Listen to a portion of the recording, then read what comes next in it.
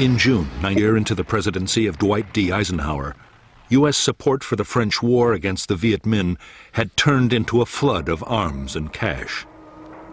The United States paid 3/4 of the cost, a staggering $1 billion in 1954.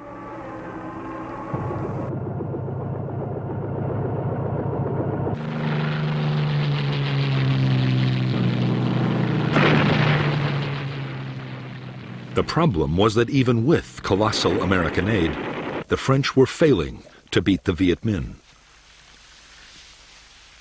The guerrillas now numbered 120,000 trained troops, backed by 200,000 local fighters.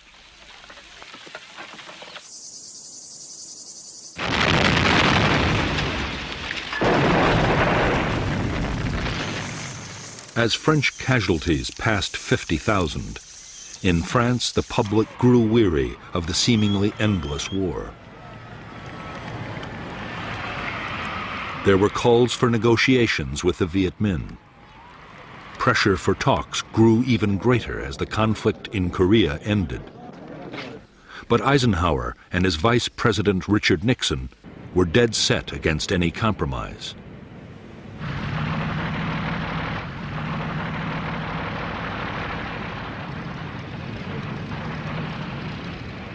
In spite of U.S. opposition, some kind of peace effort in Indochina looked inevitable.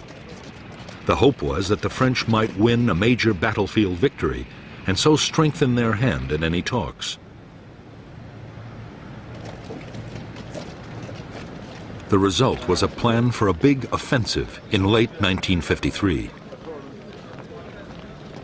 The main effort would be in southern Vietnam, but the French also meant to launch a blocking operation in the north that just might deliver a major victory.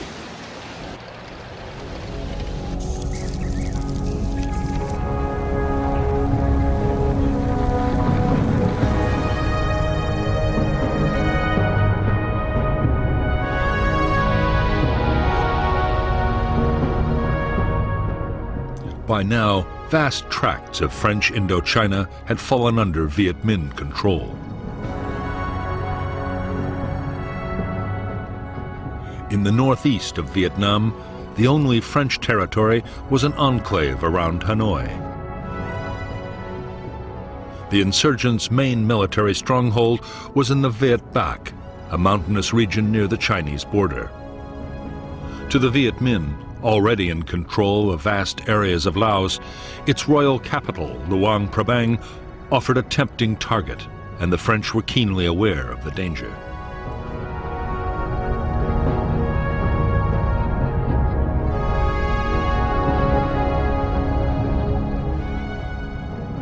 The French plan was to create at Dienbienphu, deep in hostile territory, a fortified base which would threaten the enemy's supply lines to Laos.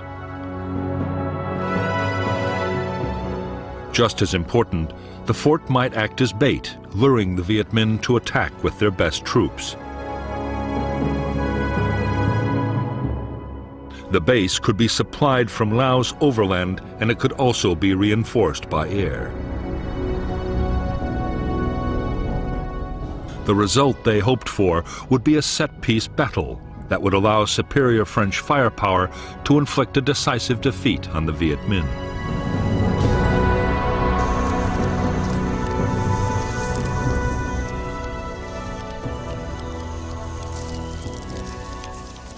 In late November 1953, the Viet Minh's 316th Division advanced towards Laos, just as the French had expected. On November 20th, 800 elite French paratroopers, including a battalion of the Foreign Legion, were dropped near Dienbienphu. The reaction of the Viet Minh was to march elements of 5 more divisions towards the French camp.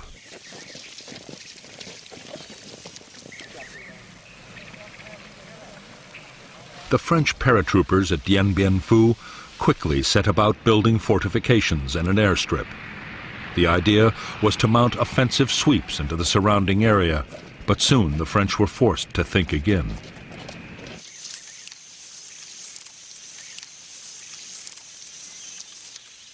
As the Viet Minh massed around the base, it became suicidal to venture far outside. Within 2 months, as the noose around Dienbienphu was drawn ever tighter, even a fighting withdrawal was no longer an option for the French.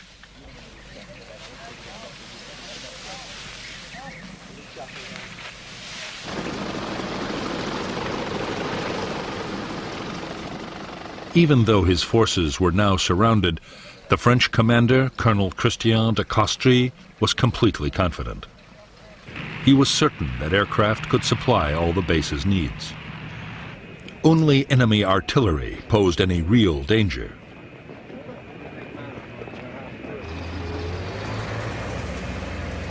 Some Viet Minh guns had begun to fire on the base, but the French were sure that only a handful could have been deployed in such difficult hilly terrain.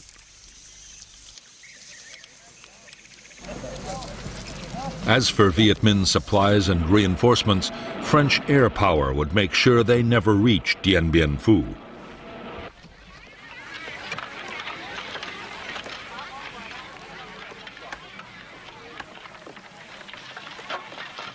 Even though up to 100 French planes attacked Viet Minh's supply routes every day, their efforts were having little effect. Too often, aircraft were grounded by the weather, and in any case, the Viet Minh were masters of camouflage and deployed huge numbers of anti-aircraft guns.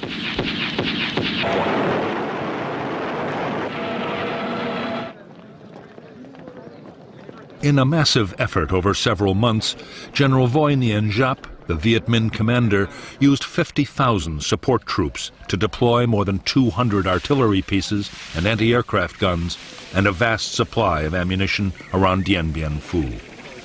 It was one of the most extraordinary feats of logistics in military history. To the 10,000 French now inside the base, the realization that they were surrounded by field guns and mortars and 4 deadly Soviet Katyusha rocket systems came as a dreadful shock.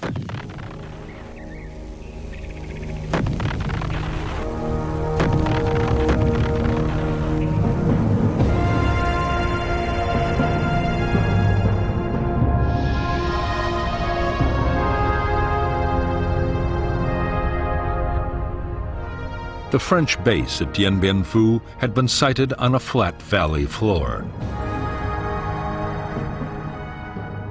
The airstrip and headquarters were the focus for the main battle position.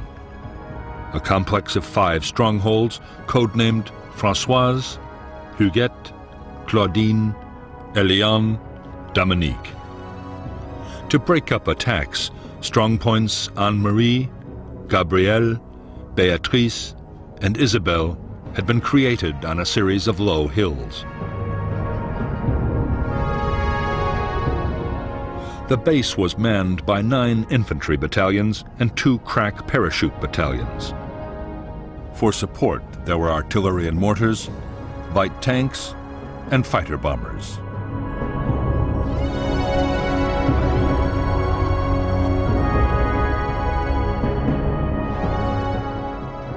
By early March 1954, 49,000 Viet Minh had deployed around Dien Bien Phu.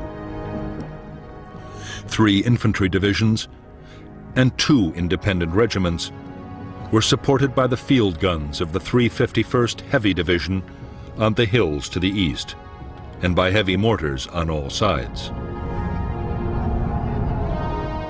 Anti-aircraft guns were secretly placed to cover the air routes in and out of the valley.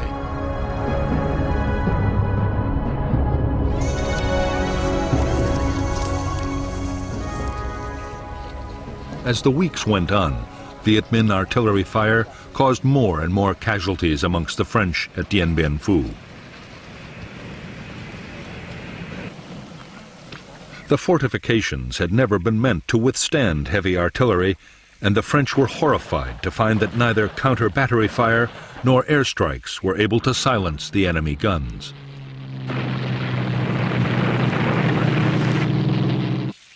They were too well dug in to hillside caves and bunkers and too well camouflaged.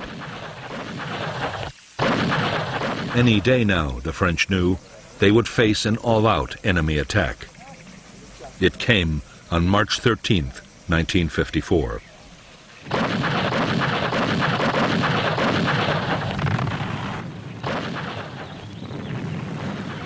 The Viet Minh assault began with a massive artillery bombardment. French gun positions in the central area were hammered. In 3 days, after repeated human wave assaults and hopeless French counterattacks, the Viet Minh took the northern strongpoints of Beatrice, Gabrielle, and Anne-Marie.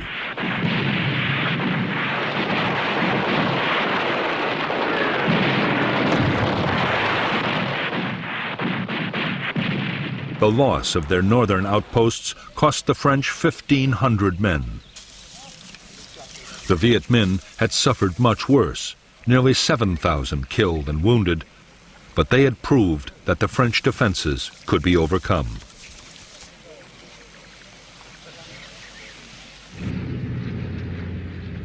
They had also closed down the base's main airfield for good.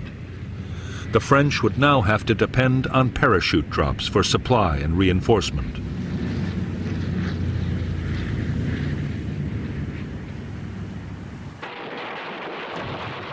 After a 2-week lull, the Viet Minh renewed their offensive.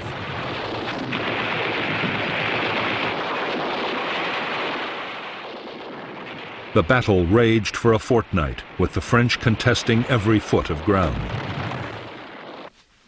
In the end, shocking Viet Minh casualties forced General Giap to pause. Meanwhile, the French situation was getting desperate. Ammunition and food was short, and 3,000 wounded were trapped inside the base in appalling conditions.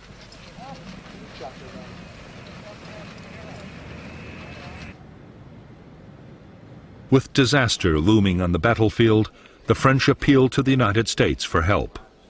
There was a plan to use American bombers and even to drop 4 nuclear weapons, which was codenamed Operation Vulture.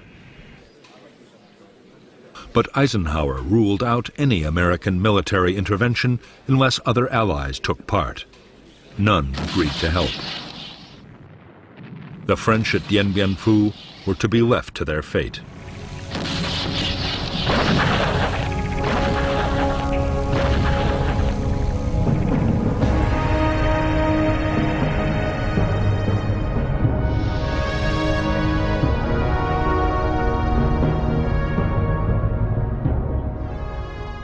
Although the outpost Isabelle was still in French hands, it was by now cut off from the central stronghold at Dienbienphu.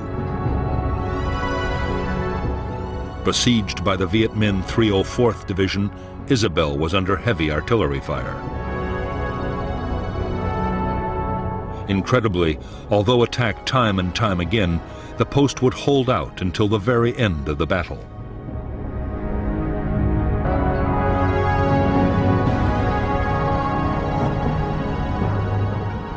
In the central sector, Strongpoint Françoise had been abandoned, and the Viet Minh had captured Dominique along with part of Elian and Huguette.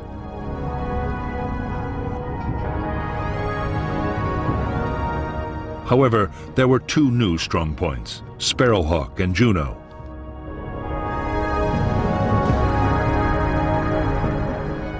Meanwhile, the Viet Minh had adopted new tactics in an attempt to reduce their terrible casualties.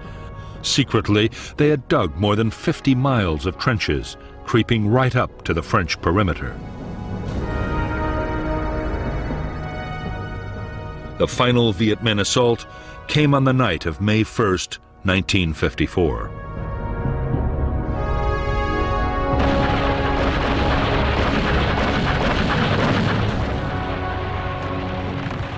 After a massive barrage, the Viet Minh infantry hit the remaining bunkers of Huguette and Elian. In spite of fierce French resistance, positions fell one by one until, on the evening of the 6th day, a huge mine demolished part of Elian and its last bunkers were overrun.